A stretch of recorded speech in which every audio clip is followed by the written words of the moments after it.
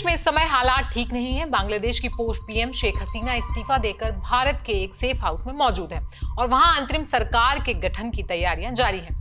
Media reports बताती हैं कि शेख हसीना को बांग्लादेश छोड़ने के लिए सिर्फ और सिर्फ 45 मिनट दिए गए थे और इतने में ही उन्होंने इस्तीफे की सारी औपचारिकताएं भी पूरी की और सेना का हेलीकॉप्टर लेकर भारत के लिए रवाना हो गई। अब यहाँ आप जरा सोचिए, जब भी हम कहीं जल्दबाजी में जाते हैं और जाहिर सी बात है कुछ ना कुछ सामान यहाँ वहां रह जाता है और ठीक ऐसा ही शेख हसीना के साथ हुआ। शेख हसीना ने बांग्लादेश को छोड़ दिया लेकिन वो अपने गुजारे के लिए पर्याप्त सामान पैक नहीं कर पाए, जिसकी वजह से अब उन्हें भारत में शॉपिंग करनी पड़ रही है और भारत में शॉपिंग के दौरान उनके साथ कुछ ऐसा होता है कि आप भी जानकर हैरान हो जाएंगे।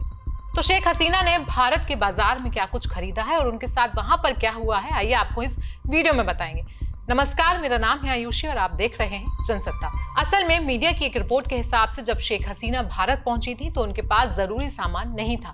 उन्हें अपने लिए और अपनी बहन के लिए कुछ कपड़े भी खरीदने थे। इस वजह से इंडियन एयरबेस पर ही जो शॉपिंग कॉम्प्लेक्स है वहां पर उन्होंने कपड़े समेत कुछ जरूरी सामान की खरीदारी की। अब अक्सर ऐसा होता है जब भी हम कहीं शॉपिंग पर जाते हैं तो हमारे पास कुछ पैसे कम पड़ जाते हैं और ऐसा ही ठीक शेख हसीना के साथ भी हुआ। शॉपिंग मॉल में शेख हसीना और उनकी बहन का बिल 30,000 रुपए आया था और बिल चुकाते समय उनके पास पैसे ही कम पड़ गए। असल में शेख हसीना के पास इंडियन करेंसी में ज्यादा पैसे नहीं थे, इस वजह से बाकी रुपए उन्हें बांग्लादेशी मुद्रा में ही चुकाने पड़े।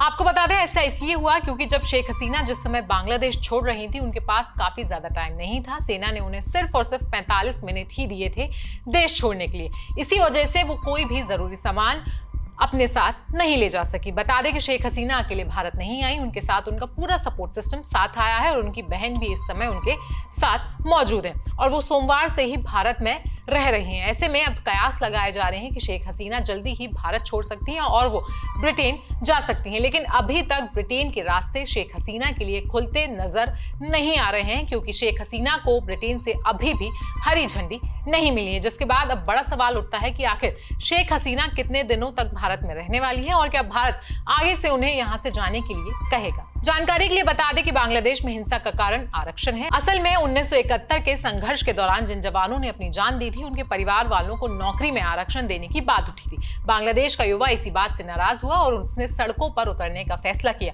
माना तो ये भी जा रहा है कि आंदोलन कहने को छात्रों ने शुरू किया था, लेकिन अब इसे जमाती इस्लाम और दूसरे कट्टरपंथी संगठनों ने टेक ओवर कर लिया। इसी वजह से वहां पर इतना ज्यादा उपद्रव बढ़ गया। शेख हसीना की शॉपिंग वाली खबर पर आपकी राय क्या है, हमें कमेंट सेक्शन में बताएं। साथ ही साथ देश और दुनिया की बाकी खबरों के लिए बने रहिए जनसत्ता के साथ।